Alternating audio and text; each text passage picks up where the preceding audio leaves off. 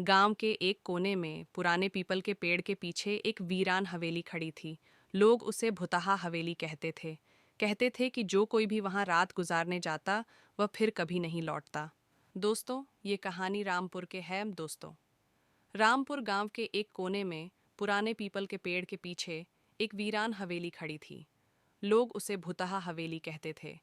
कहते थे कि जो कोई भी वहां रात गुजारने जाता वह फिर कभी नहीं लौटता। पर कोई नहीं जानता था कि अंदर क्या होता है। रवि, एक निर्भीक युवक, इन बातों पर यकीन नहीं करता था। उसने तय किया कि इस रहस्य से पर्दा उठाएगा।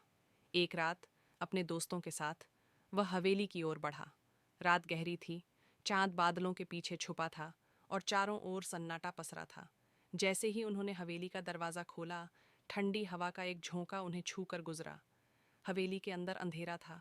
दीवारों पर मकड़ियों के जाले झूल रहे थे और फर्श पर धूल जमी थी। उन्होंने टॉर्च जलाई और चारों ओर देखा। अचानक दीवार पर टंगी एक पुरानी तस्वीर गिर गई। सभी चौंक गए। तस्वीर में एक अजनबी आदमी था जिसकी आंखें अब भी चमक रही थीं। तभी ऊपर की मंजिल से किसी के कदमों की आहट सुनाई दी। ये सुनते ही सभी की सांसें अटक गईं। रवि ने हिम्मत दिखाई और सीढ़ियों की ओर बढ़ा। उसके दोस्त पीछे हटने लगे, पर वह नहीं रुका। जैसे ही वह ऊपर पहुंचा, उसे एक दरवाज़ा दिखा जो धीरे धीरे खुद ब खुद खुल रहा था।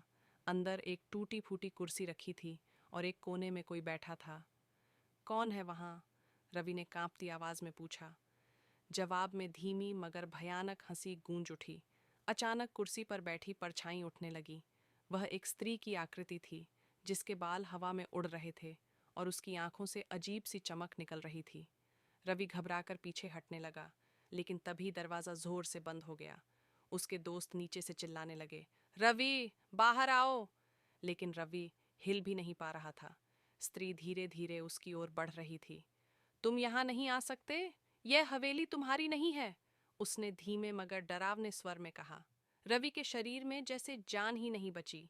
किसी तरह उसने अपनी पूरी ताकत जुटाई और दरवाजे की तरफ दौड़ा। जैसे ही उसने दरवाज़ा खोला, पूरी हवेली कांपने लगी। अचानक तेज हवा का झोंका आया और वह सीढ़ियों से गिरकर नीचे आ गया। उसके दोस्त उसे उठाकर गांव ले गए। अगले दिन जब उन्होंने पुलिस के साथ हवेली में जाने की कोशिश की, तो वहां सिर्फ खंडहर था। हवेली का कोई नामो निशान नहीं था। रवि आज भी सोचता है कि जो उसने देखा वह सच था या भ्रम, लेकिन वह जान चुका था कि हवेली की कहानियां महज अफवाह नहीं थीं।